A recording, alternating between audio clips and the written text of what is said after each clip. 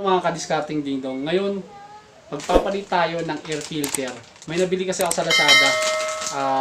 Etong Apido. Air filter worth 100 pesos lang siya. Ilalagay ko yung link sa baba para makita nyo.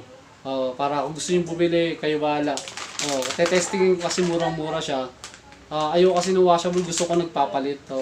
Kasi kahit tingin ko kasi kahit anong linis mo nun, hindi naman lahat na natanggal yun eh. Hindi ka tulad pag nagpapalit ka, bago. Mura lang naman eh. Kaya try natin. Tara, palitan na natin.